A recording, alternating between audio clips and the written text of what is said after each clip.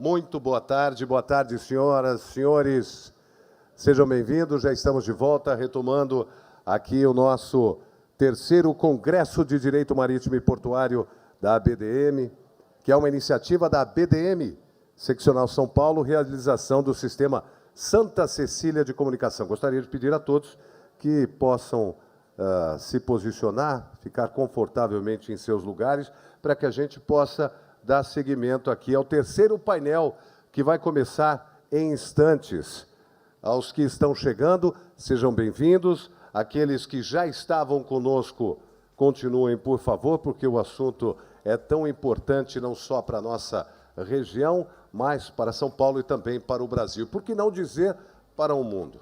Já que estamos falando de uma área que envolve importação, exportação, produtos que são trazidos e levados pelos quatro cantos do mundo para o maior porto da América Latina, que é o Porto de Santos. Portanto, por favor, senhores, fiquem absolutamente à vontade para que nós possamos dar seguimento ao nosso congresso, o terceiro Congresso de Direito Marítimo e Portuário da ABDM, e também os 60 anos da ABDM, entidade tão importante nessa área e que há tantos anos, há 60 anos, faz um trabalho que gera não só desenvolvimento, mas agrega muito tanto aos governos em que ela foi atravessando, mas também à sociedade, à população, aos empresários e também a todos nós. Então, vamos seguir aqui o nosso terceiro Congresso de Direito Marítimo e Portuário da ABDM, que é uma iniciativa, como eu falei, da ABDM, Seccional São Paulo, uma realização do Sistema Santa Cecília de Comunicação, e conta neste ano com o patrocínio da BTP, Brasil Terminal Portuário, FENAMAR, Federação Nacional das Agências de Navegação Marítima, e Centronave, Centro Nacional de Navegação Transatlântica. O evento conta com os apoios da São Marco Advogados, Revoredo Advocacia, Cristina Wagner Advogados Associados, Kincaid Mendes Viana Advogados, Representações Proinde Limitada, Reis Brown e Regueira Advogados Associados, e também Escritório Jurídico Carbone, além do apoio institucional da FENOP, que é a Federação das Operações Portuárias. É aquele tempinho que a gente dá para que as pessoas vão se posicionando, vão chegando, vão sentando. Por favor, fiquem à vontade. Não estou chamando a atenção, por favor, não entenda isso. É para ficar bem à vontade mesmo, né? Para a gente ficar absolutamente à vontade, já ir se preparando para acompanhar esse terceiro painel, que tem um tema bastante interessante, que é a estabilidade regulatória e segurança jurídica no segmento marítimo e portuário. Então, para a gente dar início a esse terceiro painel, que terá 1h15 de discussões, debates e também muita informação, gostaria de chamar aqui o corpo de participantes para presidir, né, e quem vai presidir aqui a mesa, bom, vocês podem ver que não tem mesa, já falei isso hoje, então a piada já é velha. Mas, de qualquer maneira, a ideia é que nós possamos fazer uma roda de conversa e de debate, e o presidente dessa mesa será o senhor Paulo Oliveira, advogado e associado da ABDM. Uma salva de palmas para ele, por favor.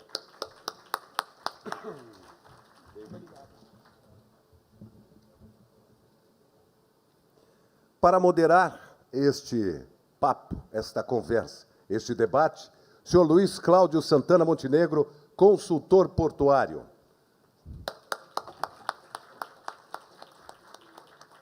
Bem-vindo.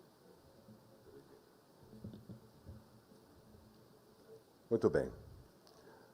Os debatedores, nós teremos aqui a senhora Flávia Takafashi, diretora da Agência Nacional de Transportes Aquaviários, ANTAC.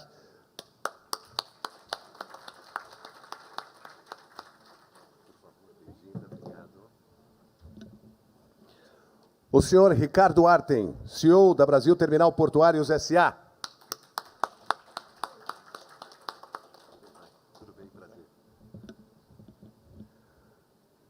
O senhor César Matos, consultor legislativo na Câmara dos Deputados.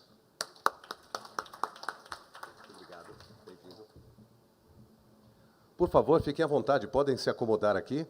E de forma online, o senhor Cássio Lourenço Ribeiro, que advogado, estará no telão aqui. Muito bem, uma salva de palmas para ele também, por favor. Já que o evento é híbrido, presencial e também online. O painel terá 1h15 para que nós possamos explanar o tema, que é um tema muito interessante, como já falei aqui, estabilidade regulatória e segurança jurídica no segmento marítimo e portuário. E a plateia virtual também poderá contribuir e fazer perguntas, né, através do aplicativo Slido, que se você não tem, pode baixar e usar o código ABDM Painel 3. E aí, ao final, a mais escolhida, portanto, é importante votar nas perguntas que serão feitas ali, a mais escolhida ou a mais preferida da plateia será direcionada aqui aos nossos debatedores. Senhor Paulo Oliveira, por favor, 1h15, pode dar início ao debate. Perfeito. Primeiro, eu gostaria de dar boa tarde a todos, cumprimentá-los, agradecer a presença no evento. Na pessoa do Dr. Marcelo Samarco, eu parabenizo toda a organização e cumprimento os membros dessa mesa, onde vamos ter oportunidade de discutir um assunto um tanto quanto interessante e importante ao direito marítimo e portuário, mas também um dos maiores desafios, né? O direito marítimo é uma das primeiras disciplinas a ter sido positivada, constava já no Código de Hammurabi, teve toda uma construção baseada nos costumes, buscando a uniformidade como um elemento fundamental para a segurança jurídica. Com o advento dos mecanismos de codificação que surgiram no Código Comercial francês, começou a existir um novo fenômeno da pluralidade de regulações acerca dessa área, cuja internacionalidade intrínseca exige um regime de regulação e um regime normativo que seja, se não uniforme, no mínimo compatível. A atualidade trouxe um novo fator para esse desafio. A centralidade dos direitos humanos e a preocupação crescente com o meio ambiente impõem uma perspectiva ainda mais integrada daquilo que costumávamos chamar de direito público e direito privado, cabendo de uma maneira especial às agências e órgãos reguladores trabalhar com essa interlocução e conseguir traduzir isso em segurança jurídica e uniformidade. Também é importante lembrarmos que estamos num período de discussão das modificações ou de um novo Código Comercial brasileiro, onde nos deve chamar novamente a atenção até que ponto a autonomia do direito marítimo e um eventual código dedicado à navegação pode auxiliar a segurança jurídica, tanto do direito marítimo como do direito portuário. É dessa maneira que eu gostaria de introduzir esses debates, antes de passar a palavra ao Luiz Cláudio Santana Montenegro, que vai estar presidindo aqui o nosso painel comigo, para que nos ajude a tentar esclarecer um pouco desses pontos e conhecer um pouco mais desse debate tão importante. Boa tarde a todos. Eu queria primeiro agradecer aqui ao convite da ABDM, né, no nome do Dr. Marcelo Samarco. É uma satisfação estar aqui em Santos, né? Eu estava descendo ali, dizendo, olha, em 2014, quando eu vim para cá, eu olhava, eu tinha uma tarefa de acabar, tá certo, com a fila de caminhões. E aí eu olhava assim, poxa, 25 mil caminhões chegando por dia. E aí, assim, como é que a gente... E é um trabalho conjunto, acho que espetacular, e foi um tempo muito, muito bom aqui em Santos, uma experiência muito boa, sempre uma satisfação estar aqui de volta. Então, queria agradecer aos colegas aqui do debate, e eu acho que o tema é sensacional e o momento é importante, né? Como disse o Paulo, tem alguns colegas em Brasília que dizem o seguinte, olha, nós temos que focar no que é essencial e tirar tudo o que for desnecessário da frente. Assim, é o único jeito da gente sair da crise que nós estamos, que o mundo, né, está depois da pandemia.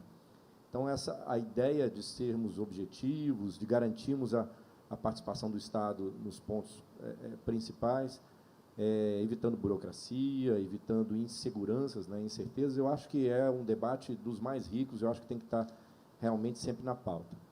Eu não sei como é que você quer conduzir, Paulo, como é que a gente podemos já começar a provocar os debatedores. Eu acho que eu queria talvez começar, César, com você, acho que para ter um panorama geral, só para fazer um contexto assim de que eu acho importante a gente fazer uma discussão, teve um trabalho recente do Tribunal de Contas, que foi uma auditoria operacional do setor portuário, que discutiu profundamente a questão da competitividade e da segurança na realização de contratos em portos organizados. Na ocasião, foi detectado que havia muita área ociosa, muita área desocupada em portos organizados, com bastante investimento público, e aí isso estimulou uma mudança na legislação, que justamente nesse sentido de simplificar, de buscar um dinamismo maior na realização de contratos, incentivar o investimento e fazer essa busca para uma melhor utilização do ativo, da capacidade, da eficiência, etc. E uma das modificações da Lei de Portos, né, traz um conjunto de diretrizes para ampliar essa exploração de portos e aumentar a competitividade, que aumenta o desenvolvimento do país.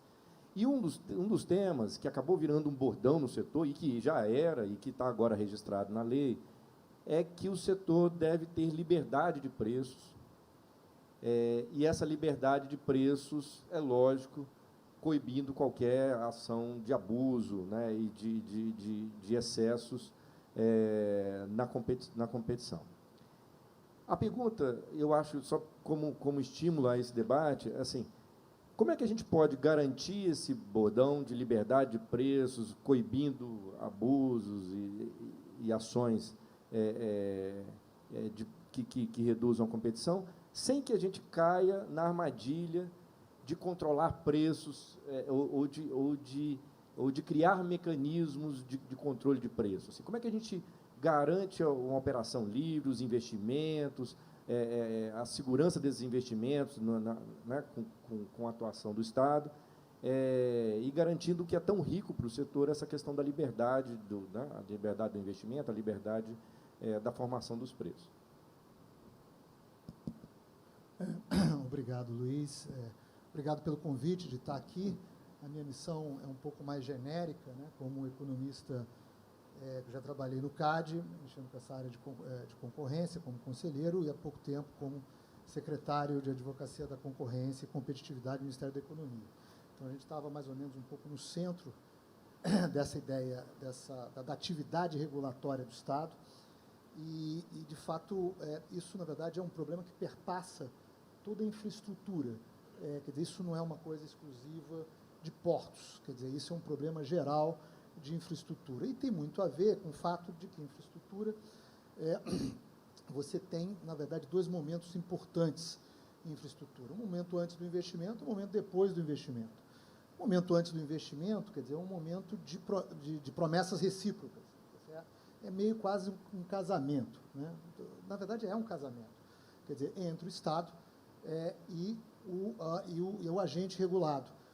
Porque, no final das contas, você tem um problema, quer dizer, depois do investimento, você tem um problema de custos afundados, sunk costs, quer dizer, você não consegue recuperar aquilo em outro lugar, ativos específicos, quer dizer, se eu fiz aqui um monte de obras aqui no Porto de Santos, eu não consigo botar isso aqui embaixo do braço e levar para outro porto, seja no Brasil, ou seja fora do Brasil, ou fora de Santos, enfim, onde quer que seja. É longo prazo de uma maturação, quer dizer, na verdade, eu tenho décadas de contratos, e um setor, em geral, são setores, em geral, politicamente sensíveis. Quer dizer, eles atingem, quer dizer, o efeito que eles geram é um efeito sobre um conjunto de agentes tão grande que, basicamente, eles coincidem com o número de eleitores. Tá certo? Isso faz com que haja uma atração fatal dos políticos. Nesse segundo momento, quer dizer, em geral, não é no primeiro momento é o momento de você fazer boas promessas, de que você vai cumprir tudo que você está prometendo, e isso muitas vezes está dentro do arcabouço regulatório, seja dentro de contratos, seja em resoluções, leis, tá certo? Você tem um conjunto de normativos sobre isso. O fato, bom, e pior de tudo, você está fazendo um contrato, estou fazendo aqui um contrato com o Luiz, agora em 2021, que nós estamos, 2022 tem eleição, tá certo? E, na verdade, por boa parte do período de contrato, quer dizer, eu estou fazendo um contrato com só que não vai ser ele, quer dizer, ele na verdade, é uma parte que está representando a outra parte, quer dizer, que é o governo. Se eu tiver, por exemplo, 30 anos, 7 vezes 4, 28, eu vou ter pelo menos outros 7 caras, quer dizer, o Luiz ele vai se transformar pelo menos 7 vezes ao longo desse período, com preferências diferentes, e aí você tem aí o problema da herança maldita, né? Todo mundo que vem quer dizer que o anterior teve uma herança maldita e, eventualmente, até o próprio contrato regulatório. Isso é bastante usual. Talvez um dos últimos eventos que tenha acontecido foi na linha amarela, onde, quer dizer, você tem ali uma obrigação, quer dizer, você pode encampar, você pode tirar o ativo desde que você indenize antes, mas, obviamente, que essa gentileza não pôde ser realizada, tá certo? Essa gentileza não pôde ser realizada.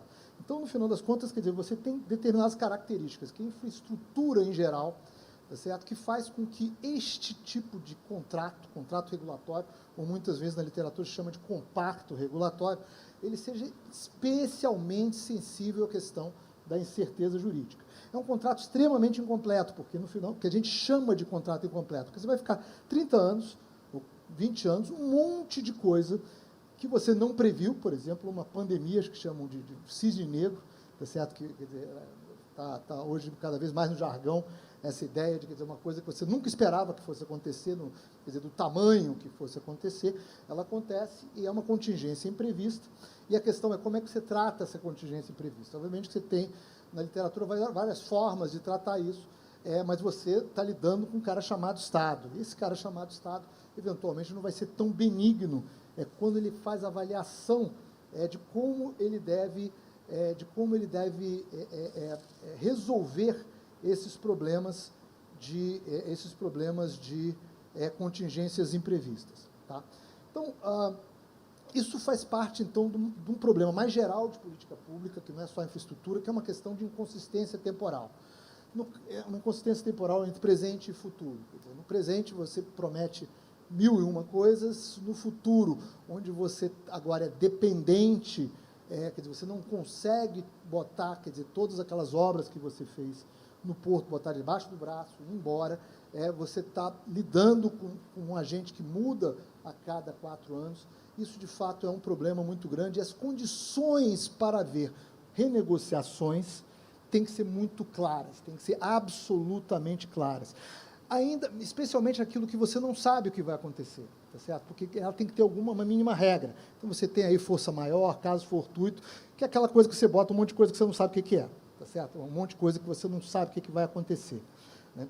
Mas isso tem a ver com o que o Douglas North sempre chamou de dotações institucionais no país. Se para o político, em geral, você tem um problema, uma atração fatal, uma tentação fatal exposta, especialmente na questão de preço, tá certo? Quer dizer, preço é uma coisa, quer dizer, na seara da política, por mais que você seja independente da sua questão ideológica, é uma coisa que traz muito voto. Você botar preços baixos é uma coisa muito boa. Especialmente se aquilo não foi um investimento que foi você que contratou, foi alguém antes de você que contratou, tá certo? Então, herança maldita, olha, fez mal feito, não sei o quê, você teve, na verdade, vários casos no Brasil, teve telecomunicações, em 2003, você teve, no caso de energia elétrica, uma mudança bastante significativa na medida provisória em 2013, que mudou significativamente as condições e teve um impacto, um investimento muito grande, porque o problema não é o passado, o problema é o que isto projeta para o futuro, né? Então, quando você projeta para o futuro medidas de expropriação, quer dizer, você vai mexer nos direitos de propriedade de um concessionário ou de um autorizatário, isso gera um problema realmente muito grande. Não que você não vá renegociar, quer dizer, mais uma vez, há contingência que você não previu no contrato, porque você não tem uma bola de cristal. Se você tivesse, você poderia prever, mas, infelizmente, os contratos são incompletos. Mas a questão é você ter uma regra mínima, tá certo, que sinalize, quer dizer, que sinalize que você não vai expropriar investimento. E controle de preço, em geral, recai numa coisa como essa, tá certo? Quando você quer controlar preço, e você está, na verdade, mais uma vez, é um contrato com um agente que tem uma certa, quer dizer, uma certa primazia em relação a você, que torna isso muito difícil. Uma das coisas que garante você, duas coisas, na verdade, que garantem você em relação a essa primazia do político, daquele conteúdo, às vezes, político, que eu quero ter o ganho de curto prazo, porque a eleição é logo ali.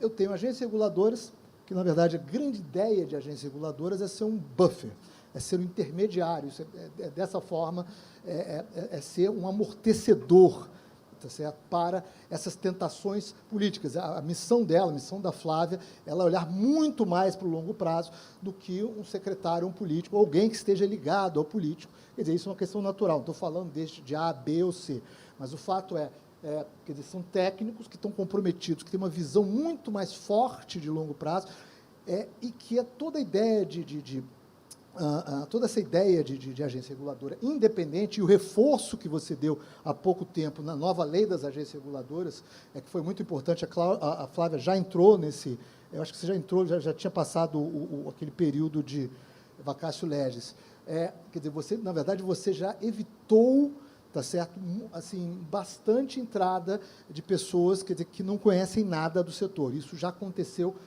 não estou falando apenas de ANTAC, eu estou falando, na verdade, das agências reguladoras em geral. Não quer dizer que está no ideal, mas o fato é que você já melhorou muito o processo de indicação e você também acabou com a recondução, tá certo? Acabando com a recondução, você deu uma força em termos de independência, tá certo? Muito grande para as agências reguladoras. Mas, além das agências reguladoras, você tem judiciários que acreditam em um contrato e sabem para que o contrato serve, que é uma coisa extremamente importante. Eles sabem para que o contrato serve.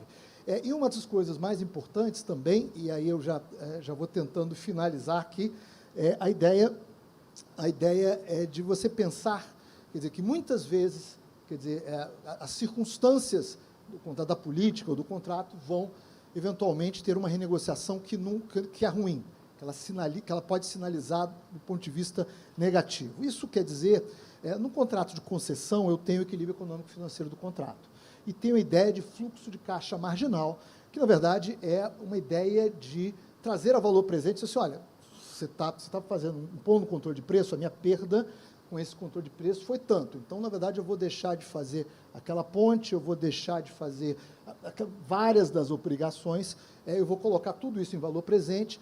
Por quê? O que está atrás do fluxo de caixa marginal? Que eu acho que ele é muito importante como instrumento regulatório. Uma das grandes importâncias dessa ideia de fluxo de caixa marginal, que está bem desenvolvida na NTT, na ANAC, nos contratos regulatórios, isso quer dizer, eu não sei exatamente como é que eles estão no Porto, mas certamente é um instrumento que vai, quer dizer, como ele vai ser utilizado, mas a grande importância dele é que você não tem que considerar, quer dizer, quando a gente está pensando sempre em indenização, você diz, não, eu tenho que ressarcir o investimento que você fez. Mas eu acho que esse não é o ponto. Quer dizer, de fato, esse não é o ponto. Não é ressarcir o investimento que você fez. São os lucros, é o valor presente dos lucros que você deixa de ganhar. Tá certo? Porque você deixou de investir aquilo em outra, quer dizer, você tem um custo de oportunidade, você deveria ter investido em alguma outra coisa, e não investiu naquilo. Então, na verdade, quer dizer, para você sinalizar um investimento eficiente, você tem que deixar claro, quer dizer, que não está simplesmente amortizando, porque amortizando, quer dizer, dentro de uma perspectiva contábil, eu não estou considerando, tá certo? Então, somente essa, quer dizer, isso não é uma indenização correta para você colocar um sinal do investimento ex ante, tá certo? Que é o que vai servir para frente. Mas sim, então, na verdade, o ponto importante é eu recuperar aquilo que eu deixei de ganhar por causa de uma intervenção indevida do setor público. Diz, olha, você pode até fazer, mas você vai ter que colocar em valor presente, tá certo? E, obviamente que tem espaço nesse negócio para ainda dar uma tungada no concessionário, é possível, mas o princípio é que é importante. E quanto mais você deixar esse princípio claro, por todos os setores regulados, quer dizer, até porque quando você faz uma coisa em um, ele tem reflexo sobre os outros, tá certo? E eu acho que os conselheiros, os diretores de agências reguladoras estão cada vez mais conscientes sobre isso, é uma coisa muito importante. Então, na verdade, eu vou parar por aqui, eu acho que esses são os principais pontos que eu gostaria de colocar. Obrigado. Obrigado, César. Eu acho que esse é um ponto importantíssimo. Eu lembro, logo na estruturação das agências reguladoras do setor de transporte, uma discussão, se não me engano, o ministro Nelson Jobim, que dizia o seguinte, olha, as agências reguladoras são, na verdade, uma grande exigência, um grande fusível, um grande protetor do investidor. Então, ela é uma exigência do investidor e é por isso essa importância. Eu acho que as reflexões aqui são excelentes nesse sentido de que as regras precisam estar combinadas num ambiente de incerteza. E aí eu queria, então, fazer uma provocação ao doutor Cássio, eu acho que ele está remoto, né? Então, já saudando o doutor Cássio, eu queria fazer a seguinte provocação. O setor portuário vem passando por uma série de mudanças desde a lei de 8.630, né, de 93, em que o porto passou por várias... existe um instrumento que a gente olha muito, que é o famoso Port Toolkit, que o setor olha sobre as transformações que o setor vem passando, de reformas, etc. E acho que no Brasil nós já passamos praticamente todos. A gente tinha um porto num extremo, totalmente público, passamos por um porto com equipamentos que os operadores portuários privados passaram a usar e usar as infraestruturas. Depois evoluímos para o modelo próximo do modelo landlord, que a gente tem tentado aprimorar, né, em que a autoridade portuária arrenda áreas, e aí acabamos de falar sobre a importância de fazer contratos mais seguros para ter mais investimentos nessas áreas, e aí o operador assume uma posição ainda mais importante de proprietário de um terminal, né, que tem contrato com um porto organizado. Mas a gente já passou por outras evoluções, a gente já tem a possibilidade de fazer portos privados, terminais privados, já num caminho de privatização, já estamos discutindo concessão integral de portos, né, os modelos já estão sendo extremamente bem trabalhados pela ANTAC, já com o modelo da Codesa já em andamento. Então, assim, nós passamos por uma grande transformação e que permite aí operações das mais diversas. Então, hoje, um novo entrante tem aí uma série de instrumentos, além de outros que são variações, né? Então, contratos simplificados, contratos temporários, contratos de transição, até a possibilidade de trazer um novo player, até mesmo sem fazer um processo licitatório, se houver só um único interessado por uma área numa área pública, né? Com uma visão de desregulamentação mesmo, de uma entrada mais livre. E é nesse sentido que eu queria perguntar ao doutor Cássio o seguinte: com todas essas transformações, a gente já pode dizer que o setor portuário é um setor livre de barreiras de entrada? É possível perceber que há realmente competição e essa competição ela pode ser um fator importante de regulação do setor, diminuindo a interferência do Estado e permitindo uma maior liberdade, né, de atuação, ou ainda há restrições, ainda há preocupações? E como é que o investidor enxerga tudo isso, doutor Cássio? Como é que a segurança se dá nesse ambiente competitivo? Bom, Montenegro, primeiro, boa tarde a você. Gostaria de saudar todos os membros do painel. Dizer que é uma honra estar aqui no aniversário de 60 anos da BDM. Agradecer ao doutor Marcelo Samarco pelo convite. Sua pergunta é muito provocativa. Acho que também tem várias interfaces aí com o que acabou de ser colocado pelo César Matos. E, de fato, me parece, eu acho que se a gente olha historicamente, o setor ele vem tendo uma sequência de reformas normativas voltadas a criar novas formas de exploração. E, cada vez mais, essas formas são formas mais próximas ao regime de direito privado do que do regime de direito público.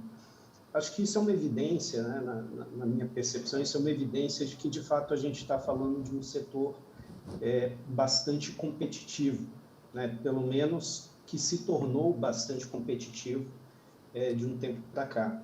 É curioso notar, talvez, aí um elemento histórico: o setor portuário ele foi o primeiro setor a passar por uma onda de desestatização depois da Constituição de 88. Então, a primeira lei quadro, né, de infraestrutura que foi criada foi a Lei 8630. Né? O setor portuário ele foi pioneiro nesse aspecto, ele antecedeu a legislação do petróleo, ele antecedeu a própria legislação do setor elétrico, e, como todo mundo que é pioneiro, paga conta de alguns acertos e de alguns erros. Um dos aspectos é que o setor ele passou por uma privatização antes de ter sido criada a própria agência reguladora. A agência reguladora foi criada 8 anos depois, na Lei 10.233, que é uma legislação histórica que tem alguns elementos que indicam uma visão ainda talvez um pouco atrasada do setor. Então, quando a gente visita o rol de competências da agência reguladora ali na Lei 10.833, a gente pode observar que a agência ela está municiada para intervir em um setor de características monopolistas, que não é mais o caso do setor portuário.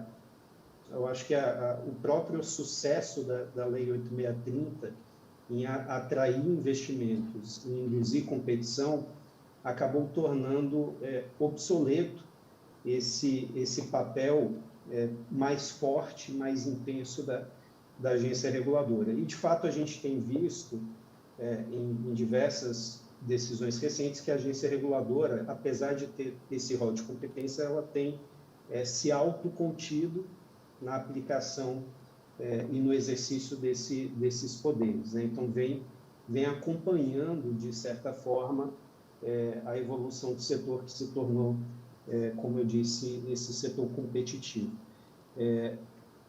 E isso é crucial para a segurança jurídica, porque acho que existe um outro bordão, você falou do bordão da liberdade de preços, só que sem abusar, né, sem cometer abusividades, tem um outro bordão internacional que onde existe alto grau de competição, a regulação tem que ser mais tímida, né, e vice-versa, né, onde a competição é mais tímida, a regulação tem que ser mais forte. Então, tudo isso tem que ser levado em consideração, não só pela agência reguladora, mas acho que por todos os atores envolvidos para a gente conseguir construir um parâmetro de segurança jurídica. Acho que tem aqui, talvez, para ajudar no debate, eu tentei esboçar 3 conselhos práticos para a construção de segurança jurídica num setor que é, de fato, competitivo e pujante, como é o setor portuário, para que a gente não possa cair, né, não acabe caindo no risco que o César Matos colocou muito bem, que é o risco de uma atuação estatal que, a título de preservar algum interesse público, no final do dia acaba simplesmente expropriando renda de um agente privado. Então, o Estado tem esse poder e esse poder tem que ser evitado nesse setor. Quais seriam esses conselhos práticos? E aí eu acho que talvez, se tiver tempo, eu daria 1 ou 2 exemplos concretos de como eles poderiam ser aplicados. Primeiro passo, que me parece, a gente tem que ter uma responsabilidade muito grande na conceituação do problema regulatório que a gente está enfrentando, ou do objeto que está sendo disputado, né? Qual é o ponto de conflito? Exatamente porque cada problema regulatório demanda um remédio específico. E se a gente não conceitua de forma adequada o problema regulatório, a gente corre o risco de dar o remédio errado para o paciente, causando mais problemas do que solução. Então, a conceituação do problema regulatório é crucial. Identificado o problema regulatório, me parece que o segundo passo é entender que o ato de decidir ele tem que ser o máximo possível lastreado em evidências. E essas evidências não são uma responsabilidade exclusiva do agente público. Para mim é bastante claro que o setor privado tem uma responsabilidade muito grande em municiar o agente público com evidências que tragam aí um bom embasamento para a tomada de decisões. E nem sempre, acho que aqui vale fazer uma meia-culpa do setor privado, nem sempre o setor privado tem essa abertura de trazer de forma substancial as evidências que são necessárias para o caso, talvez porque muitos têm uma postura de simplesmente vencer aquela disputa que está colocada e não resolver o problema. Existe uma diferença muito grande entre ganhar o processo e resolver o problema. E muitas vezes o setor privado está mais preocupado em ganhar o processo e não em resolver o problema. E isso acaba motivando, talvez, não se dar ao agente público o máximo de evidências, mas essas evidências são cruciais para uma decisão que seja uma decisão de segurança jurídica. Terceiro ponto, e talvez para mim seja mais importante, acho que a gente tem que tomar muito cuidado com conceitos abertos. Conceitos abertos como, por exemplo, interesse público, própria segurança jurídica é um conceito aberto, abusividade é um conceito aberto. Então, a gente tem que tomar bastante cuidado com essas palavras, porque às vezes a gente utiliza essas palavras de uma forma retórica, querendo dizer uma coisa, mas na verdade as coisas são um pouco diferentes. Então, acho que tem que ter aí um esforço conjunto para que toda vez que haja o emprego desses conceitos abertos, pelo menos no campo retórico, que na sequência a gente tenha um esforço muito grande de fazer a prova real desses conceitos, saber exatamente o que é a segurança jurídica nesse caso, o que é a abusividade nesse caso, o que é o interesse público nesse caso, porque o problema dos conceitos abertos é que eles são uma espécie de cartas coringas no baralho, né? A gente consegue usar eles para justificar decisões de qualquer lado. E isso contradiz a ideia de uma decisão baseada em evidências, porque a retórica, obviamente, a disputa política tem o seu lugar, mas em algum momento tudo isso tem que ser colocado no papel. Então, depois do esforço da inspiração, né, retórica, acho que tem que ser seguido aí um esforço de transpiração técnica para saber exatamente, no caso concreto, o que transcorre. Acho que aqui, talvez dando um exemplo prático, mas sem me alongar, exemplo aí clássico de segurança jurídica do SSE, a gente tem, obviamente, acompanhado, como vários agentes têm acompanhado, existe um esforço agora da agência reguladora para caminhar para a definição de uma metodologia de preço teto. E é bastante problemática essa questão, porque se a gente não identifica exatamente qual é o problema regulatório, a gente pode criar uma metodologia de precificação que acabe incorrendo no problema apontado pelo César Matos, de expropriação de renda. Então, me preocupa muito pensar em metodologias que sejam baseadas em custo de terminais, exatamente porque o problema regulatório do SSE nunca foi que os terminais molhados estariam cobrando acima ou abaixo do seu custo, mas sim um problema regulatório identificado é que os terminais portuários poderiam, em tese, usar o SSE para expulsar os seus concorrentes do mercado. Então, uma metodologia de preço teto, ela não pode eventualmente aí ser baseada em custo, mas ela tem que ter uma conexão muito grande, uma pertinência com o problema regulatório que está colocado. Essa é uma questão. Acho que tem uma outra questão que está na ordem do dia da agência reguladora, que é a precificação de contratos de passagem.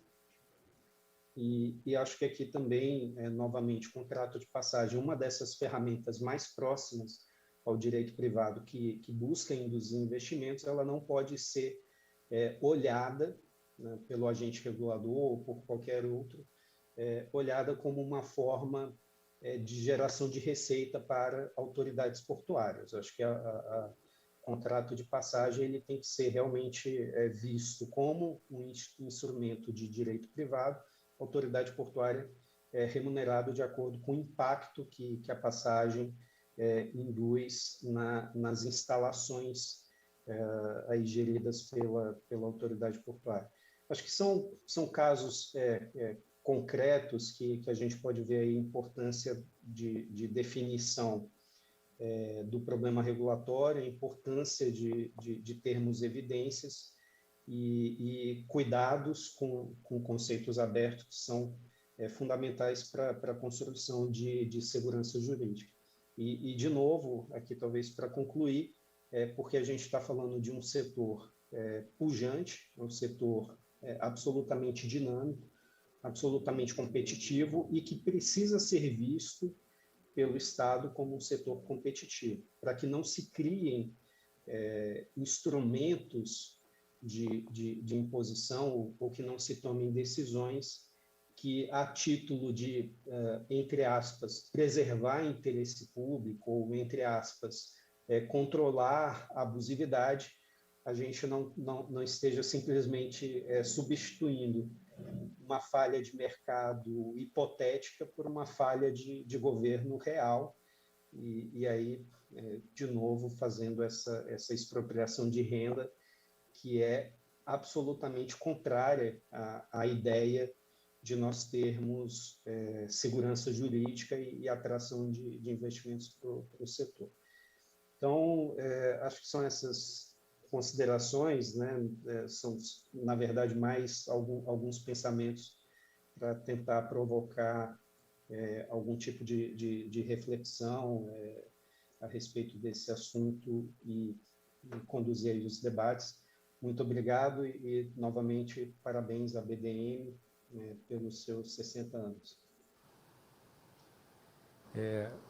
Agradecendo aqui as considerações aqui iniciais do Dr. Cássio, eu acho que está bem desenhado um caminho aí de discussão, né, que é um desafio ao setor para criar mais evidências, mais informações concretas, de casos concretos, que caminhe para uma atuação regulatória mais responsiva, identificados os casos concretos e necessidade de atuação. Acho que isso tem ficado claro aí, tanto para a agência reguladora, tem caminhado muito nesse sentido, né, isso está no discurso da agência, mas também o setor privado tem se preocupado, acho, cada vez mais em produzir e relatar informações e evidências que mostrem o comportamento do setor. Acho que esse é um caminho importante de debate.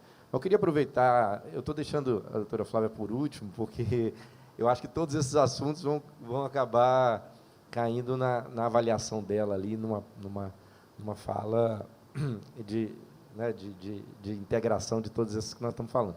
Mas eu queria aproveitar aqui, já congratulando aqui, doutor Ricardo está aqui com a gente, e ele aqui numa posição que eu acho que é importante nesse momento, que é a posição do investidor.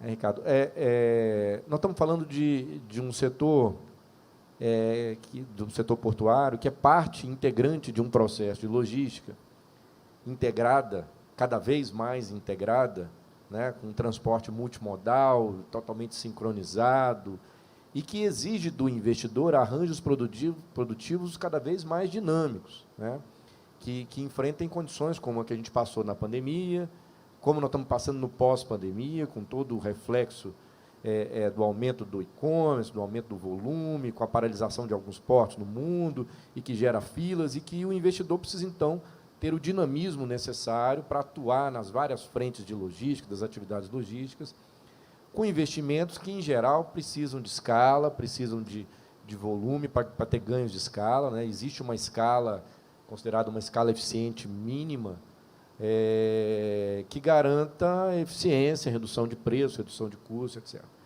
Na posição de investidor, cara, como é que o investidor enxerga um setor de infraestrutura com necessidade de altos investimentos, com necessidade de formação de investimentos de escala, com necessidade de dar dinamismo a esses arranjos produtivos, né, de atuação em mais de uma atividade logística? Como é que o setor enxerga essa necessidade versus a atuação regulatória, a intervenção do Estado, e a questão da competição no setor, né? Como é que o investidor enxerga isso e a real importância dessa chamada segurança jurídica para quem está, o investidor externo que está olhando o Brasil e vendo um contrato de longo prazo? é mais que uma necessidade, na realidade é uma tendência mundial. A gente vai falar sobre isso um pouquinho, mas antes eu gostaria de agradecer o convite da BDM e também parabenizá-la pelos 60 anos, na pessoa do Dr. Marcelo Samarco. Também falar muito boa tarde, doutor César, doutor Cássio, que está lá em Brasília, doutora Flávia, Paulo.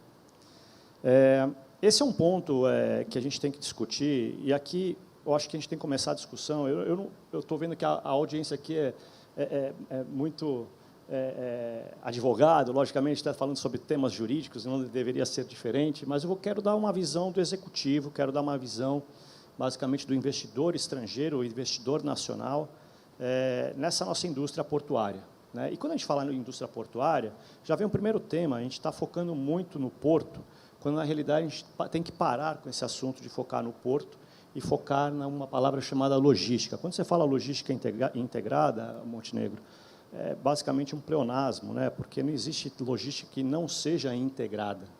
A logística é integrada por natureza. Então, quando a gente se define, basicamente, um operador portuário, deixou de ser um operador portuário e passou a ser simplesmente duas palavrinhas. Ou você entende como investidor de infraestrutura, ou você entende como operador logístico. Não tem como desassociar essas duas palavrinhas da nossa operação portuária. A gente percebe que cada vez mais os embarcadores, os importadores, exportadores, eles procuram efetivamente um player que consiga tratar da carga dele do início ao fim. Isso não é o Ricardo que está falando. Isso é a tendência mundial, é o que nós temos visto. E não apenas dentro da operação logística, não apenas dentro da operação portuária. A gente vê várias empresas, né, e aqui eu não vou ficar voltando a falar as mais básicas, né, que a gente sempre escuta, a Amazon, Mercado Livre, Magazine Luiza, o nosso Mercado Livre, a nossa Amazon. Né. Outro dia eu estava chegando em Brasília, Flávia, para aquele nosso summit duas semanas atrás. Eu pousei em Brasília, a primeira coisa que eu vi, eu olhei do lado, tinha um avião amarelo, Mercado Livre. Eu falei, meu Deus, como assim? A Amazon, mesma coisa, né?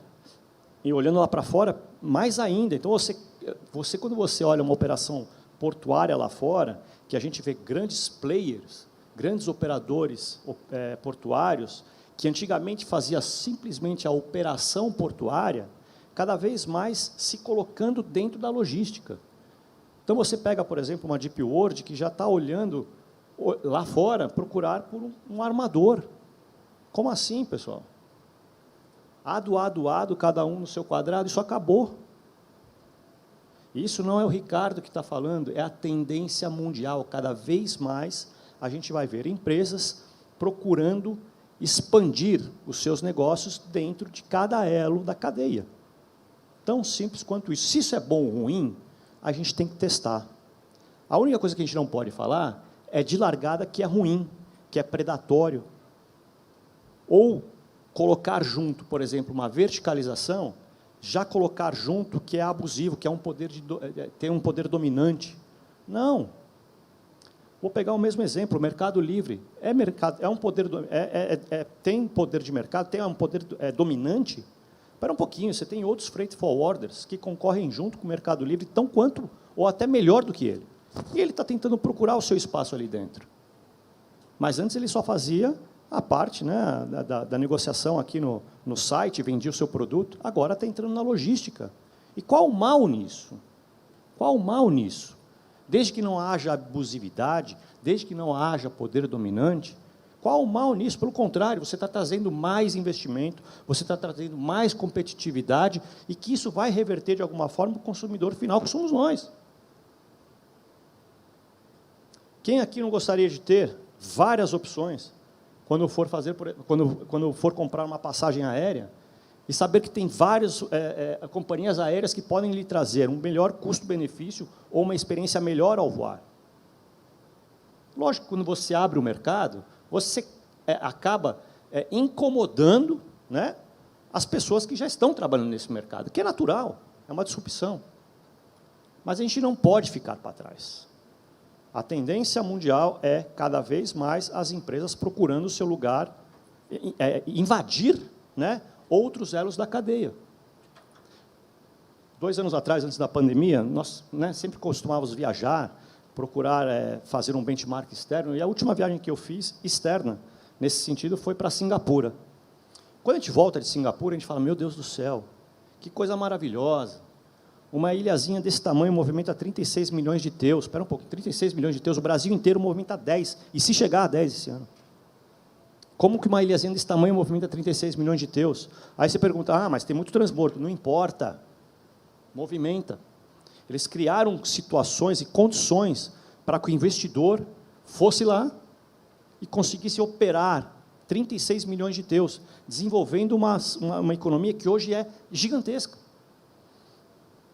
E a gente vai para lá, a gente olha e fala assim, meu Deus do céu, se a gente conseguisse 1% do que acontece aqui, a gente já ficaria feliz, a gente conseguiria desenvolver muita coisa. Se a gente olha efetivamente todo o nosso agro, tudo que a gente é capaz de fazer, todo o comércio exterior que nós temos na nossa mão e que pertence ao mundo, já não é mais brasileiro, mas que pertence ao mundo, porque tudo é globalizado, toda essa movimentação, tudo que a gente vê nos nossos portos, a economia crescendo, o mundo crescendo, a gente participa de 1,2% do comércio exterior. Espera um pouquinho, alguma coisa está errada, a gente não pode ficar feliz.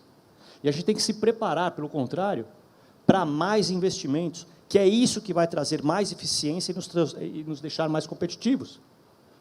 E aí, quando a gente fala de mais investimentos, é onde eu gostaria de chegar, Montenegro, é aquilo que traz o investidor, seja ele nacional ou estrangeiro.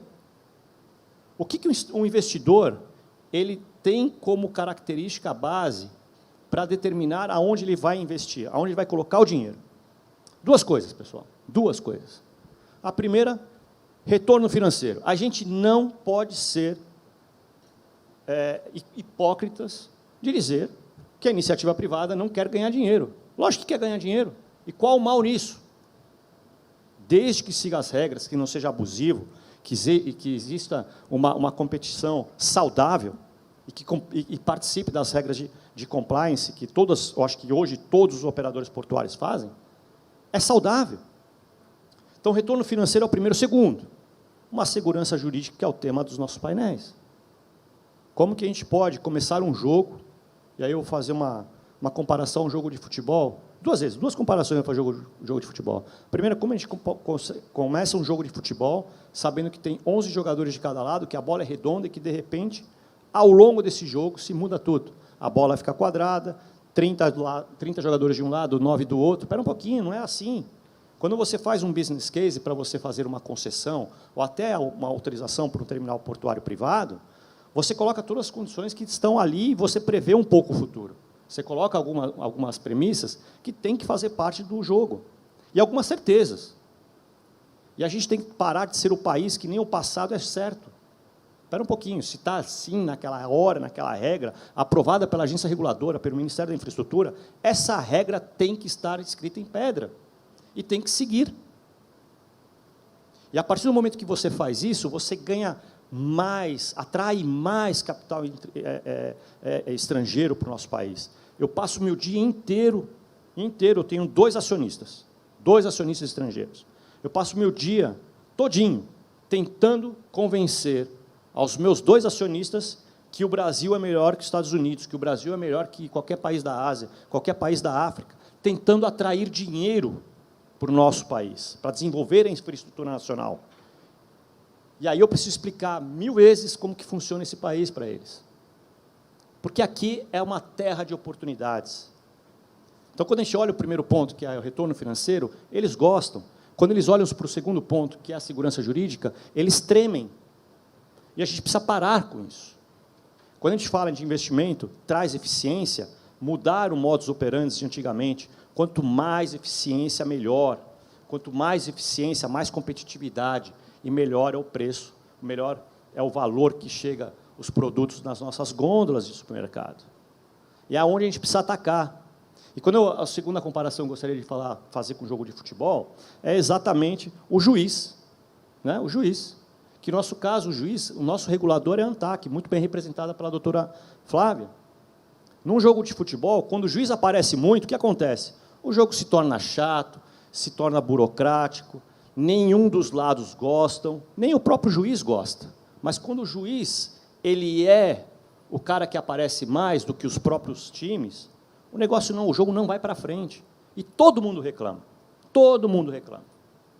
Agora, no jogo de futebol, onde o juiz não aparece, onde os dois times jogam, onde há uma competição muito clara, muito transparente, onde é respeitada essa competição, onde as regras são claras, e o juiz é apenas responsivo, na onde ele tem que efetivamente atuar, o jogo se torna mais agradável, se torna mais atraente, outros times de futebol vão querer jogar aquele jogo. É nesse ponto que eu acho que a ANTAC hoje tem feito um trabalho excepcional, em termos de trazer mais transparência aos processos, de tentar dialogar mais com outros órgãos de controle, outros órgãos reguladores, outros stakeholders públicos, que fazem efetivamente, né, que têm que têm a regulação, e que têm a obrigação de nos olhar, né? Agora, a partir do momento que tem esse diálogo e um entendimento entre esses órgãos, e a ANTAC, de novo, através da doutora Flávia e do doutor Eduardo Neri, tem feito um trabalho excepcional nesse sentido, né? Tentando trazer à tona, eu não digo nem a responsabilidade, mas cada stakeholder tem que fazer, o que tem que olhar, e a partir do momento que está definido, aquilo já é um passo para trás, já foi. E parar com essas discussões de décadas, né, como o próprio SSE, que efetivamente a gente tem visto um esforço gigantesco de todas as partes para que esse assunto seja resolvido. Então, quando a gente olha a segurança jurídica, só para contextualizar o final, Montenegro, é um assunto que, para o investidor, é um dos dois pontos mais importantes quando você chega para ele e solicita um dinheiro para você colocar, um portainer, uma Hitstacker, um RTG, qualquer coisa que vai entrar e aumentar a capacidade do terminal. Ele vai olhar e falar assim, meu Deus do céu, deixa eu ver o quanto que eu vou ganhar com esse investimento e deixa eu ver aonde eu estou colocando esse investimento, se realmente aquilo que eu vou investir, eu vou conseguir retornar durante ou no final do meu contrato. Excelente, Ricardo. Eu acho que, até está na minha coluna, que eu escrevi na tribuna essa semana, assim, eu me arrisquei a dizer que o arrendatário, a posição do investidor nos portos organizados, o arrendatário talvez seja o principal cliente de uma administração portuária e que todo o esforço deveria ser feito ouvindo bem o que esse arrendatário, que arrenda uma área, que ganha um direito de investir, de operar exclusivamente ali uma área, o que ele precisa para que isso funcione bem, de forma eficiente, porque o que você quer no porto é que a carga passe rapidamente, é que os passageiros embarquem rapidamente, é que o fluxo aconteça rapidamente, né? Então, acho que ouvir o investidor, ouvir o desenvolvedor do terminal, que faz, como eu disse nessa coluna, que faz a mágica acontecer, da carga sair de um ponto e chegar no outro, eu acho que isso é importantíssimo nessa discussão da segurança jurídica. Eu queria agora passar para a Flávia. Lógico que todos esses temas, Flávia, a gente poderia discutir. Eu vou tentar fazer aqui uma síntese. A gente entende que é um setor extremamente complexo, né? Nós estamos falando de um terminal, de uma modalidade aquaviária. Ali está envolvido uma série de interessados, né? Você tem prestadores de serviço, diversos transportadores, rebocadores, práticos, fornecedores de insumos. Você tem uma série de prestadores de serviço. Você tem os operadores que fazem o transbordo da carga de uma modalidade para outra, ou entre veículos de uma mesma modalidade, assim, são diversos. Você tem os trabalhadores, são vários segmentos de trabalhadores, uma parte deles avulsos, né, que trabalham sob demanda, uma parte empregados de operadores, empregados da autoridade portuária, e assim por diante. E você tem os usuários ali, a gente costuma chamar quem contrata o transporte de embarcadores, né, mas são usuários do transporte, e o porto é uma parte desse sistema.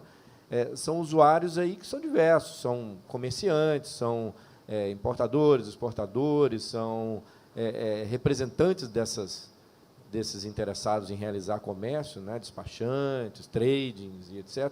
Então, assim, um setor extremamente complexo, variado, com interesses múltiplos. Nós nem falamos aqui do interesse da relação do porto com a cidade, né, da municipalidade, e do interesse do desenvolvimento das regiões, etc. Mas essa complexidade, a minha impressão é que a ANTAC vem fazendo um trabalho, desde a sua criação, são quase 20 anos, né, vem fazendo um trabalho excelente, primoroso, na produção e na análise de informações desse setor. E aqui o doutor César falou sobre a análise de fluxo de caixa. Eu acho que a ANTAC hoje tem um conhecimento extraordinário sobre a análise de equilíbrio de contratos e das possibilidades diversas de rediscutir contratos, etc. A produção, a estatística da ANTAC é uma referência no planejamento nacional de todos os setores. Então, eu acho que a ANTAC vem fazendo um trabalho primoroso. Mas me parece, Flávia, que esse esforço, assim, que isso exige, ou está exigindo, ou vai exigir, um esforço ainda maior da agência reguladora de comunicação de como é que esse setor funciona realmente, do dinamismo, isso que o Ricardo falou, da importância do investimento para ganhar escala, aquilo que o Cássio falou, né, da produção de evidência. Assim, me parece que isso precisa de um esforço maior da agência para comunicar isso a outras instituições que acabam intervindo, seja do Poder Executivo, seja do Legislativo, seja do Judiciário, que acabam intervindo nas decisões desse setor. Então, me parece que a ANTAC precisa de fazer um esforço esse. Assim, um exemplo recente, que está todo mundo, qualquer um que você conversa hoje no setor portuário, está todo mundo correndo para tentar se adaptar. Uma decisão do TST sobre a questão trabalhista, né, do uso exclusivo de trabalhadores avulsos, que aparentemente enfrenta aí uma discrepância com decisões, por exemplo, da OIT, que são internacionais e que o investidor internacional está olhando. Então, assim, isso estou citando como exemplo, já foi citado aqui o SSE, né, que já caminha há décadas. Assim, a pergunta, Flávia, é assim, como é que a agência pode exercer bem esse papel de comunicação aos demais entes públicos, né, que vão atuar aí, de alguma forma, na produção dessa segurança jurídica, fazer essa comunicação bem e poder explicar bem o funcionamento desse setor para evitar interferências que afastem o investidor e gerem inseguranças que acabam sendo ruins para o resultado ao cliente final. Obrigada, Montenegro. Boa tarde a todos. Queria cumprimentar aqui todos os meus colegas de painel. E ficar por último, tem sempre um desafio, até porque todos eles falaram da ANTAC, como a atuação da ANTAC vem sendo feita. Mas, antes de falar do papel da ANTAC, eu queria falar um pouco sobre, e o Montenegro puxou muito isso, dessa quantidade de agentes que atuam no setor portuário. E, para mim, esse é um dos fatores importantes quando a gente fala de segurança jurídica, né? Eu vou falar também como a ANTAC deve tratar e deve fortalecer a segurança jurídica, mas, antes disso, de como que o setor, como que o mercado ele vem funcionando. E aí eu vou trazer um exemplo de uma decisão que saiu na semana passada, uma decisão judicial, que disse que determinado porto organizado não tinha competência para estabelecer as regras de atracação, prioridades de atracação. E a ANTAC estava monitorando já essa decisão, a diretoria tinha decidido ingressar nesse processo, né, a autoridade portuária solicitou o ingresso da ANTAC nesse processo judicial. Houve até internamente uma manifestação da nossa consultoria jurídica, da nossa procuradoria, dizendo que não havia interesse da ANTAC em ingressar, e os diretores disseram, não, há sim, há muito interesse da ANTAC, porque se não é a ANTAC para dizer o funcionamento de um porto, e a importância de uma regra de atracação, por que para algumas cargas, por que para alguns contratos existem preferências ou não existem preferências, se não tem a ANTAC para explicar esse funcionamento, quem vai explicar? Né? Quem vai explicar? E acabou, a gente já tinha decidido, até numa reunião de diretoria, por ingressar, a decisão judicial saiu antes que a ANTAC ingressasse, foi uma decisão de um juiz estadual, e declarando nula a regra de prioridade de atracação da autoridade portuária. E aí a gente estava na discussão na semana passada, até eu com a procuradoria, falei, a gente precisa ver o que a gente vai fazer para entrar, né? E a dúvida da procuradoria foi, eu tenho dificuldade em explicar por que a ANTAC vai entrar nessa ação. E a minha resposta foi justamente, falei, eu tenho dificuldade para dizer que a gente não vai entrar, porque eu não tenho dificuldade nenhuma para dizer por que a ANTAC tem que ingressar nessa ação. Porque o juiz estadual tem as competências, né, do juiz estadual, e aqui eu até cumprimento o juiz Frederico Messias, a gente já esteve junto em alguns painéis, e é um juiz que entende muito de direito marítimo, que entende muito de direito portuário, mas tem peculiaridades do setor que só a agência vai saber, porque ela age, é o dia a dia da agência. Então, decisões como essas são decisões que certamente a ANTAC precisa entrar, porque a ANTAC precisa estar mostrando no processo como é que funciona um porto, qual a importância de uma regra de prioridade de atracação, porque se aquela regra de prioridade não for cumprida, o contrato não vai ser cumprido, porque aquele contrato só vai se tornar viável se o navio atracar primeiro, e aquele navio vai atracar primeiro por conta de uma questão comercial, por uma questão de dinâmica da logística do porto, e se a autoridade portuária não tiver essa competência para gerir, ela vai fazer o quê? E se a ANTAC não puder defender justamente essa competência de melhor gerir o complexo portuário, a gente vai fazer o quê? Então, a segurança jurídica, ela, para mim, nasce muito dessa questão, assim, da definição das competências de cada um. Né? Não estou dizendo que o juiz não tem competência para falar sobre isso, mas da ANTAC também ser chamada para falar sobre isso, porque ela é a entidade reguladora que entende do setor portuário e precisa dar sua manifestação em processos como esse. Então, é um processo que não pode se tramitar no juiz estadual, precisa vir para a Justiça Federal, porque a ANTAC tem que entrar como interessado. Né? E não como amicus curiae, como interessado. Ela é interessada na causa, porque se essa decisão de um porto, né, se for para qualquer outro porto, ou se vira moda, né, a gente tem aí uma descontinuidade das decisões que estão sendo tomadas. E aí isso mostra um pouco dessas inseguranças que tem de tomada de decisões de órgãos diferentes. Né? Então, eu vejo que, às vezes, isso é trazido pelo próprio mercado. Então, tem uma decisão que é da ANTAC, e aí não gostou da decisão da ANTAC, está tudo certo. A gente também não é obrigado a gostar de decisão de ninguém. Né? E aí eu não gostei da decisão da ANTAC, então eu vou no Tribunal de Contas. Aí eu não gostei do Tribunal de Contas, eu vou para o CAD. Eu não gostei do CAD, agora eu vou para o Ministério. E aí, no fim, nada certo, eu vou para a Justiça. Aí eu vou para o estadual, para a federal, para o juiz. Tal. Então, isso, por si só, já gera uma insegurança jurídica. Então, é difícil a gente defender a segurança jurídica sem que a gente defenda o papel das instituições. Cada um tem seu papel muito bem estruturado, cada um tem as suas competências muito bem postas e cada um vai agir no limite das suas competências. Mas o esforço da segurança jurídica, ele não pode vir só de um esforço do poder público ou do esforço da agência que, nos processos em que ela for demandada, né, como o doutor Arthur muito bem colocou, quando a agência for demandada, ela vai se manifestar. Não pode vir só do poder público que vai se manifestar quando tem competência, mas também desse melhor funcionamento do próprio mercado, que precisa entender, olha, as regras são postas por esses agentes, eu tenho esses agentes que têm essas competências, né? Gostando ou não da decisão, porque a gente sabe que a agência reguladora fala que a gente tem a arte de desagradar todo mundo, porque ou eu vou desagradar de um lado, ou vou desagradar do outro, aí eu sei que a regulação está funcionando, porque eu não posso puxar, né, para nenhum dos lados, a gente tem o desafio de realmente manter a harmonização das forças aí. É natural do processo, às vezes, não ser uma decisão a contento de alguma das partes, mas, enquanto tiver, né, essa pluralidade de decisões, partindo não só quando a gente é provocado, porque se eu, como ANTAC, sou provocado, eu preciso me manifestar, né? Mas que essas provocações sejam levadas a vários órgãos, eu acho que isso, por si só, leva à insegurança jurídica. Porque se eu tenho 10 pessoas falando de um assunto, naturalmente eu vou ter, no mínimo, né, eu posso garantir que as 10 não vão pensar igual. Mesmo que elas pensem no mesmo caminho, alguma divergência vai ter. Eu acho que isso, por si só, já gera uma insegurança jurídica. Né?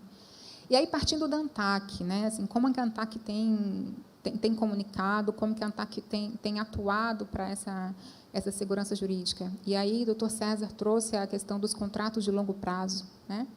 E Arten falou também um pouco da logística integrada e da dificuldade que a gente tem de gerir os contratos, de acompanhar contratos que hoje, né, eu vou ficar 5 anos na ANTAC como diretora, estou há 10 como servidora, vou ficar 5 como diretora, mas os contratos que forem firmados hoje, eles vão perpassar várias diretorias, vão perpassar vários grupos de servidores concursados da agência, e a interpretação dessas cláusulas, a segurança jurídica passa necessariamente por aí. Né?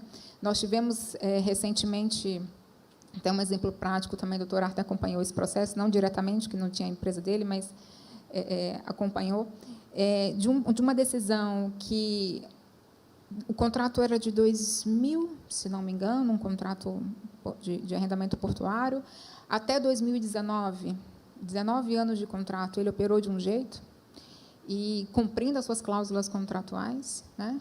E, no ano 19, houve uma interpretação de uma cláusula daquele contrato, que existia há 19 anos, que aquela cláusula do contrato não permitia que a empresa fizesse o que ela tem feito há 19 anos.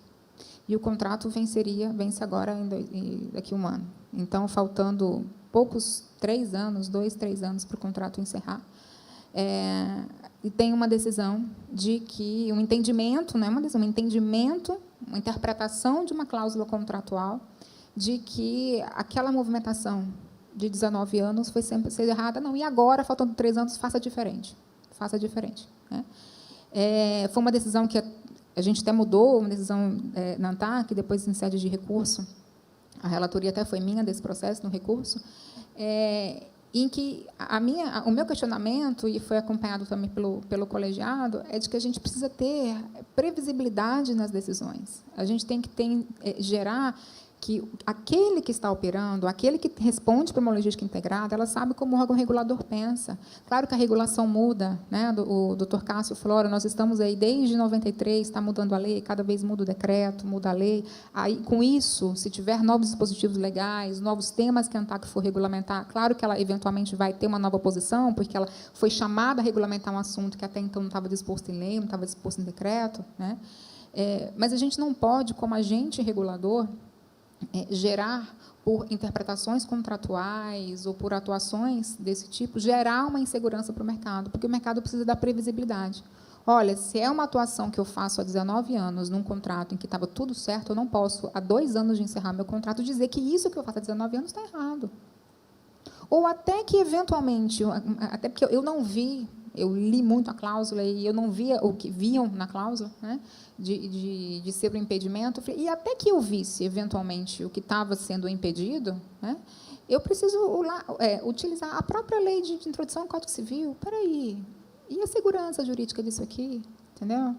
E as condições que já se perpetuaram ao longo desse contrato. Então, eu vou, nesse momento, gerar essa instabilidade, gerar um custo logístico, gerar um custo para a cadeia que não estava previsto, que é um contrato que eu vou relicitar daqui a uns anos. Então, no próximo, você deixa claro que pode ou que não pode. Porque também a gente pode decidir também que não pode mais fazer. Podia e agora eu não quero mais que faça. Perfeito. A gente pode até decidir que não quer mais que faça. Mas eu não posso dizer que estava errado esses anos todos.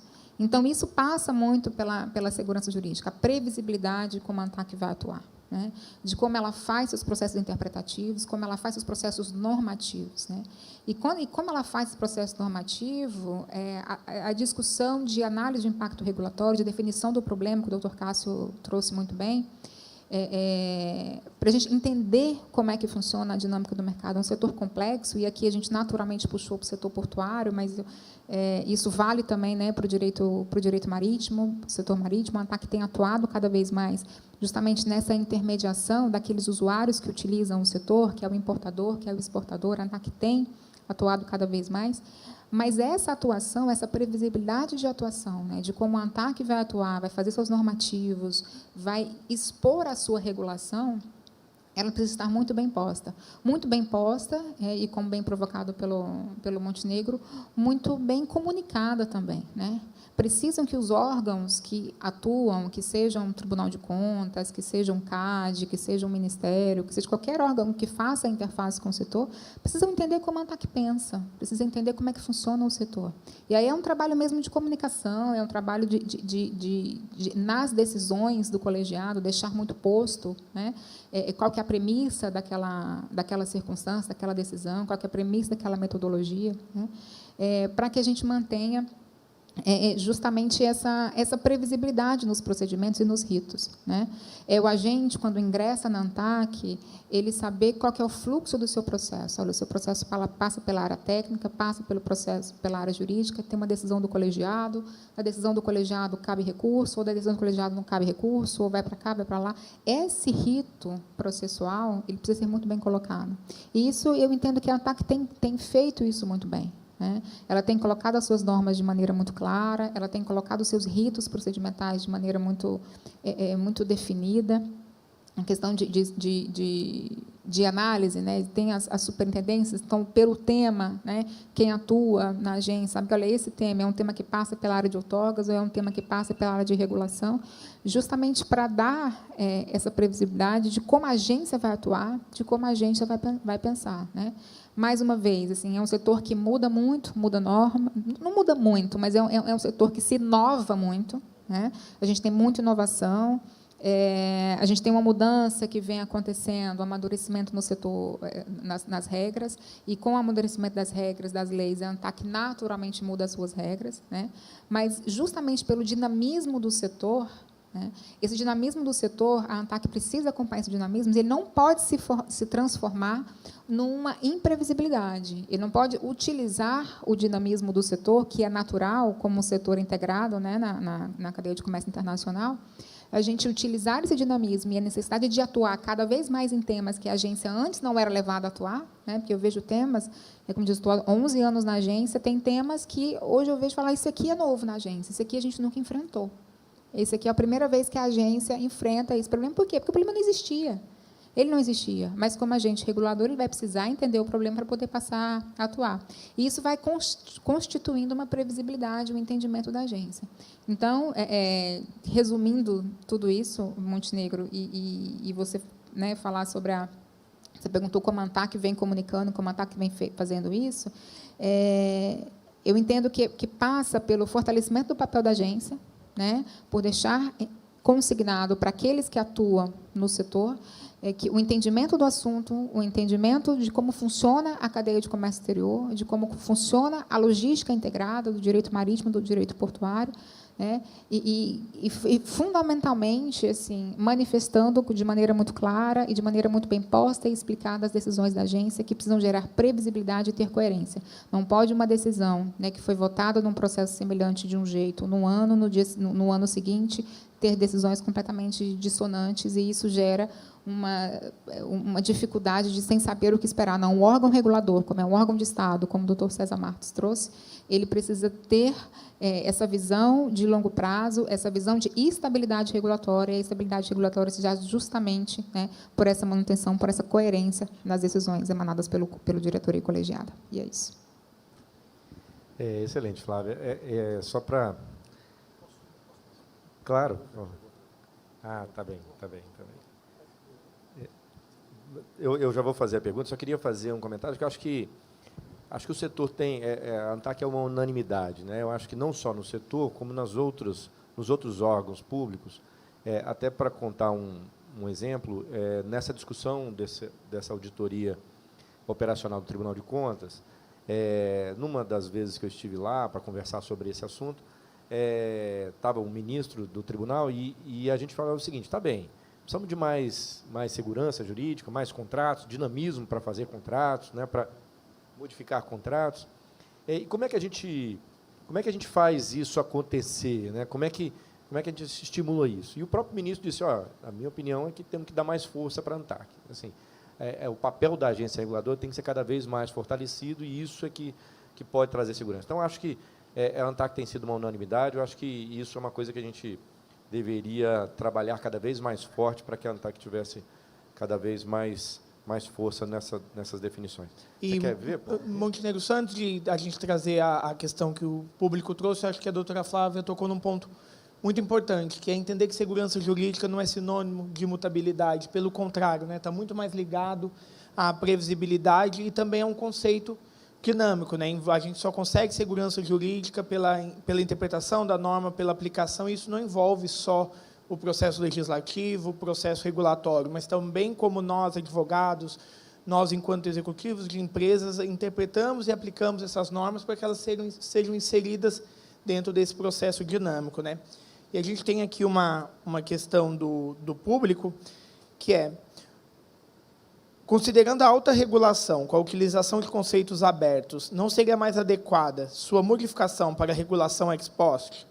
E tem uma outra questão que também relaciona bastante, então já vou deixar aqui, que é: o que gera insegurança jurídica não seria decorrente da modificação polarizada de entendimentos sacramentados? a gente não atrasar, deixo aí 1 minuto para cada um dos painelistas que queiram responder as questões. Eu queria só, já que estamos colocando algumas questões e todos vão falar ali 1 minuto, eu queria fazer uma provocação que acho que vale para todos. Nós estamos discutindo o modelo de concessão de portos, né? E nós falamos aqui de um setor competitivo, de um setor dinâmico, complexo, mas dinâmico, com necessidade de investimentos, etc. Eu apimentaria aqui um pouquinho, eu sei que o minuto é pouco, mas para dizer o seguinte, nesse modelo, ô César, e acho que vale para todos aqui, teria algum impedimento dos transportadores, das empresas de navegação, dos operadores ferroviários, de participarem nesse novo modelo de exploração portuária, de gerenciar uma concessão de um porto integralmente? Assim, como disse o Ricardo, essa verticalização realmente é perigosa, né? Então, assim, nós estamos 1 minuto para comentar três questões, né? A questão da regulação ex post, a questão da mudança de paradigmas, né? E essa questão da participação mais ampla e verticalização. Bom, Luiz, eu estava preparado para fazer outra, mas eu vou focar nessa que você acabou de me fazer, né, sobre a questão da verticalização, que, na verdade, tem muito a ver com a minha experiência de CAD e de CI, né, quer dizer, que na verdade, é um tema realmente muito importante em defesa da concorrência. Ele é muito importante em defesa da concorrência, mas eu diria que a verticalização, em geral, como problema concorrencial, ela é a exceção, não é a regra. Né? Quer dizer, eu não estou falando só de portos, que, no final das contas, ou, na verdade, outros setores. Obviamente que está muito concentrado nessa questão de infraestrutura, quer dizer, na verdade, você tem vários setores, você tem ferrovia, gasoduto, quer dizer, na verdade, você tem casos, de fato, que você justifica, inclusive, regulação de preço. Por exemplo, pega o caso de gás, né? Transporte de gás, que a gente acabou de fazer uma reforma, passou pelo CAD, você, na verdade, teve uma desverticalização da Petrobras,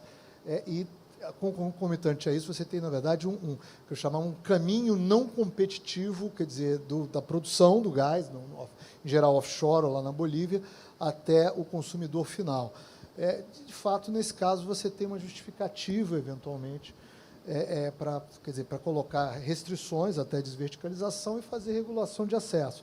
Mas, mais uma vez, isto é exceção, não é a regra. Quando a gente vai, no caso, o contexto de portos, em geral, você tem, quer dizer, muito poucos portos em que você tem realmente um contexto em que justifica, especialmente no Brasil, mas você, quer dizer, tem concorrência intraportos e interportos, quer dizer, entre portos diferentes, em que você realmente pode, eventualmente, justificar ou pensar, quer dizer, você tem aí um documento da OCDE lá, de 2011, que eles, quer dizer, tudo basicamente teórico, do ponto de vista de teoria. Como a gente está em Santos, se a gente fosse pensar, por exemplo, em container, quer dizer, você tem pelo menos 3 grandes operadores de container no Porto de Santos e uma miríade de empresas, quer dizer, do ponto de vista de armação. Então, quer dizer, você pensar, quer dizer, você sempre pensa nessa questão de alavancagem de um para outro. Quer dizer, eu não vejo nenhum desses pontos, nenhum desses elos da cadeia produtiva, algum problema concorrencial que você poderia ser minimamente parecido com esse que eu acabei de citar. E a gente, de repente, faz sentido trazer, por exemplo, essa ideia de facilidade essencial. Facilidade essencial quer dizer, o critério, quer dizer, que você tem lá os pontos, quer dizer, o americano adora esse ponto, quer dizer, você coloca quer dizer, cada um dos critérios, o algoritmo de análise que você deve utilizar. E eu não vejo, de fato, quer dizer, você passar, quer dizer, principalmente quando você passa por esse ponto, quer dizer, alguém controla essa facilidade essencial, até porque você tem, na verdade, também grande capacidade ociosa, em geral, com a capacidade de segurança. É muito difícil você pensar de que alguma empresa no Complexo de Santos, ou eventualmente em outros pontos do Brasil, utilizaria o seu poder de mercado de uma forma a fechar mercado para outras empresas. Até porque o jogo, nesse caso de Porto, quer dizer, a verticalização que está acontecendo, ela não começou, quer dizer, no Brasil está começando a acontecer, mas em outros países ela já está mais adiantada.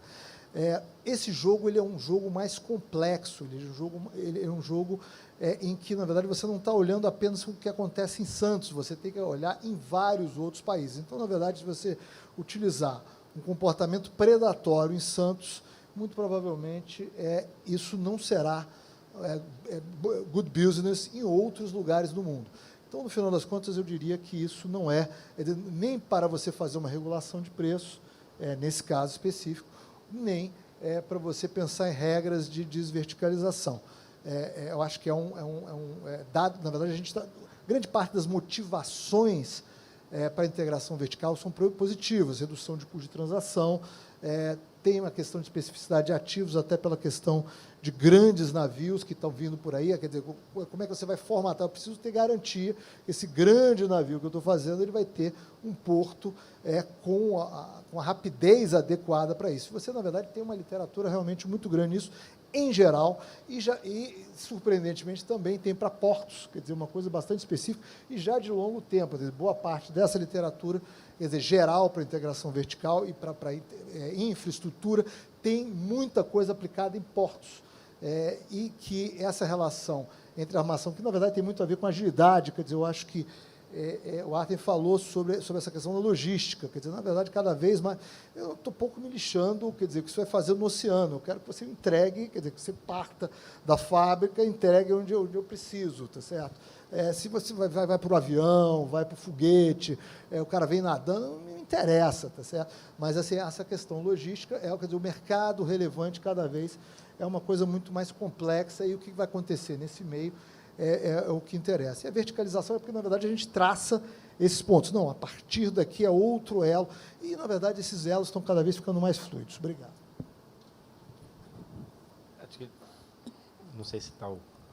Posso, rapidinho? Eu queria falar sobre o tema, a pergunta sobre a questão da regulação ex post, né? Na verdade, quando a gente olha a regulação, né, quando a gente faz uma regulação, eu não posso olhar o modelo de regulação de uma maneira geral, né?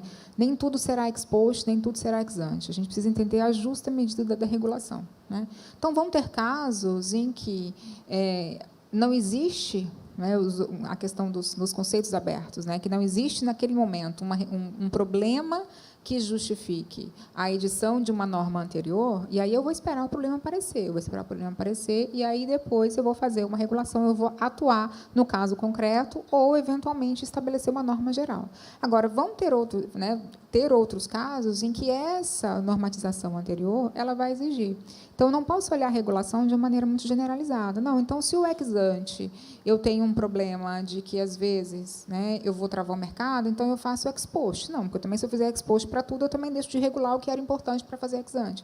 Então, na regulação, eu preciso sempre achar a justa medida. E a justa medida depende do tema que eu vou regulamentar, né?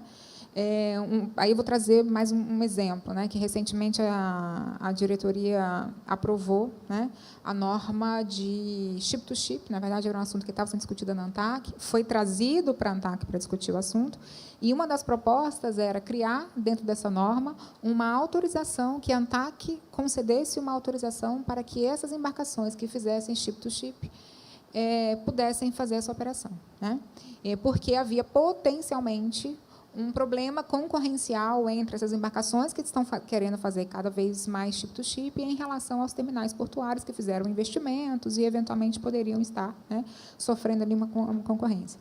Na análise da norma, né, e pela análise processual, não foi identificado que, de fato, existia, nesse momento, a constatação de um problema concorrencial que justificasse que a ANTAC, desde já, pedisse que as empresas que fizessem essas movimentações pedissem uma autorização. Se eu não tenho um problema para atender, se eu não tenho neste momento, não estou dizendo que ele não vai existir em algum momento, né? Mas se nesse momento eu não identifico esse problema regulatório, que existe realmente um potencial de concorrencial entre uma atividade e outra, por que a agência vai exigir uma autorização e vai trazer um ônus a mais para o mercado? Então, a decisão da agência, da diretoria, foi, não, eu não vou, neste momento, pedir autorização. Eu quero, simplesmente, empresas brasileiras de navegação que fazem chip-to-chip, ao fazer a operação, me encaminhe as movimentações que você faz, porque eu quero acompanhar, então, suas movimentações, que eu não acompanhava, a movimentação dos portos, eu acompanho, né, é que o Montenegro falou sobre o estatístico da agência, a gente tem de maneira muito fechada, mas as operações chip-to-chip, embora eu tenha das navegações, né, também o estatístico das EBNs, mas das operações de chip-to-chip não tinha essa movimentação, eu não tinha essa informação. Então, ao fazer a informação, essas empresas vão ter que lançar esses dados e, a partir do momento em que eu, agência, tiver esses dados, identificar, né, a partir de evidências, né, o que é que foi trazido aqui, um problema regulatório, aí eu vou atuar. Então, nesse caso específico, é um exemplo que a agência deixou para atuar de maneira exposta. Olha, nesse momento, não. Quando aparecer, eu vou atuar, né? E aí, lá na frente aparecer, eu posso editar uma norma, dizendo, agora sim, agora vai ter que me dar autorização, porque eu estou vendo um problema. Mas é uma regulação feita com as doses adequadas. Então, para esse caso justificou, para outros casos não. Então, é difícil a gente olhar, né, conceituar a regulação de uma maneira muito ampla, para sempre atuar de um jeito ou atuar de outro. Não, eu preciso justamente fazer, né, essa adequação para o problema que eu estou querendo enfrentar. Ricardo, por favor. Vamos lá, eu vou pegar carona no que o César comentou, da verticalização. Acho que é importante, né, da privatização dos portos, né? Eu acho que todo mundo aqui tem ideia do que é um terminal portuário de container e o valor que é investido para você colocar um terminal de container em pé. A BTP ela investiu 800 milhões de dólares, trazendo um pouquinho para esse dinheiro de hoje, dá o quê? Cerca de 5 bilhões de reais para transformar o lixão da Lemoa, vocês que são de Santos, vocês conhecem bem a história, o lixão da Lemoa no maior terminal da América Latina em termos de eficiência e modernidade, falando em operação em portuário de container. Basicamente, a gente entregou para o governo federal, porque isso é uma concessão e um dia isso retorna, né? Entregamos para o governo federal o melhor facility em termos de movimentação de containers da América Latina. Transformamos aquele local no maior terminal de container. Isso significa que 5 bilhões de reais foram investidos, 257 milhões de reais apenas em remediação do passivo ambiental, que era gigantesco, e vamos entregar um dia para o governo federal de volta essa área extremamente produtiva. Esse é um negócio, pessoal, que não é de curto prazo, é um negócio de longo prazo. E o investidor, ele não olha o amanhã, ele olha 25 anos, potencialmente 50 anos para frente. E esses 50 anos lá para frente, tendo em vista uma potencial privatização da companhia Docas, né, no nosso caso da SPA, é importante porque, literalmente, a gente vai navegar nessa área. E navegar nessa área significa que a gente precisa entender o modelo dessa privatização. Colocar, efetivamente, restrições para quem vai participar desse modelo, eu entendo que é uma irresponsabilidade logo de partida. Por quê? Porque coloca no outro lado. Não pode participar aqueles operadores que estão no porto. Espera um pouquinho. E aqueles operadores que não estão no porto, mas que são concorrentes, como o de Paranaguá, ele pode participar? Porque hoje a competição não é Santos com Santos. Não é BTP com o Santos Brasil e DP World. Não é somente essa competição. Nós, aqui de Santos, pessoal, nós concorremos com Santa Catarina, nós concorremos com Paranaguá, nós concorremos com o Rio de Janeiro. Isso vocês precisam saber. Para quem não sabe, 25%, de 20% a 25%, isso varia mês a mês, da importação de Santa Catarina pertence ao Estado de São Paulo. É descarregado lá e volta para cá via caminhão. Não importa qual que é o motivo, se eles têm um benefício fiscal, se eles são mais eficientes, o ponto é que eles são nossos concorrentes. E quando existe essa concorrente, a gente precisa estar, logicamente, muito atento a quem vai participar. Quer dizer, se os operadores daqui não podem participar, se as companhias marítimas, se os operadores ferroviários não podem participar, por que um concorrente do porto ao lado pode ou poderá? Esse é o primeiro ponto. Mas outro ponto, será que, por exemplo, o fundo de investimento que vai vir cheio de dinheiro aí, ele é realmente a melhor opção para comprar, para participar dessa licitação? Dessa privatização? Será que ele não vai ver apenas o porto com viés financeiro para retornar aquele investimento e vai deixar de lado o desenvolvimento daquele negócio, como a gente vê em outros setores? Então, tem vários pontos que aí, se a gente for começar a analisar se um pode, outro não pode, tem que analisar se todos podem. E mais do que isso, o ponto não é esse, se todos podem ou não podem. O ponto é que existem remédios específicos para cada um desses problemas. A pílula, o remédio, ele tem que curar. O remédio não tem que matar. Então, começar um processo dizendo quem pode participar, não pode participar, está errado, na minha opinião.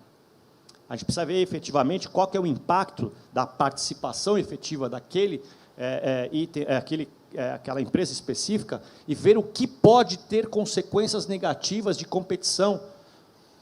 E aí sim, você aplica a pílula correta, o remédio correto, para que essa licitação, essa privatização seja feita da melhor forma possível.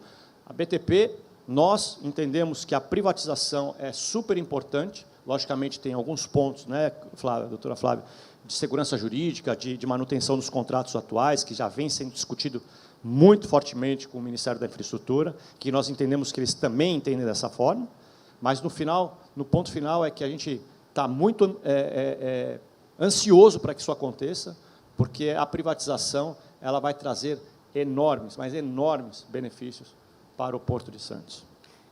Eu sei que nós já estamos com o tempo além do esgotado, né? Mas eu queria passar o Cássio, acho que ele ficou à distância, ele ficou prejudicado. Eu queria pedir, Cássio, para você tentar resumir aí, num minutinho, a sua contribuição final. Bom, Montenegro, obrigado. Bem rapidamente, eu acho que vou pegar só 2 pontos. Primeiro, essa questão da desestatização da autoridade portuária. De fato, essa decisão de vetar a participação de armadores e operadores ferroviários, me parece, até o momento, ter sido uma decisão tomada muito mais com base em um receio abstrato, quase folclórico, né, de que haveria uma espécie de conflito de interesse, mas não foram trazidas, até o momento, evidências de que esses receios são reais, e também não foram trazidas evidências de que a proibição de participação seria o melhor remédio regulatório. Acho que para um setor competitivo, como é o setor logístico, não só o setor portuário, a edição de regras tende a ser um remédio melhor do que a proibição. Esse é um primeiro aspecto. O segundo aspecto, a respeito dos conceitos abertos, e pegando o exemplo que a doutora Flávia trouxe, de uma nova interpretação para uma cláusula contratual que já vinha sendo aplicada há mais de 19 anos. A solução para isso foi dada, pelo menos uma diretriz na minha fala. Acho que a gente tem que operar menos com regras e mais com as evidências que sustentam as regras. A missão que a doutora Flávia traz de dotar a agência reguladora com esse viés de conferir previsibilidade é uma tarefa extremamente difícil. A agência reguladora é criada exatamente para lidar com um setor mutável, né, que tem evolução tecnológica, que tem inovações comerciais constantes e que demandam uma atuação constante também da agência reguladora. Então, quando a gente fala em previsibilidade para um setor dinâmico, essa previsibilidade ela nunca pode ser lida como imutabilidade de regras. Segurança jurídica não é dizer que a regra nunca vai mudar. Não é isso. Segurança jurídica é dizer que as regras vão mudar quando as evidências sustentarem uma mudança, e não quando conceitos abertos ou troca de gestores de situação assim determinada. Então, o grande fiel da balança da estabilidade jurídica não é realmente o olhar para as regras, mas sim o olhar para as evidências que sustentam as regras. Então, no caso que foi trazido aí como exemplo, desse operador que teve uma interpretação por 19 anos, é óbvio que uma nova interpretação jamais poderia retroagir, né, para prejudicá-lo. Mas eu entendo que a agência reguladora não estaria impedida de mudar a interpretação dessa cláusula se as evidências que sustentam a cláusula, que sustentaram ali na hora de confecção do edital e da minuta de contrato, tiverem mudado.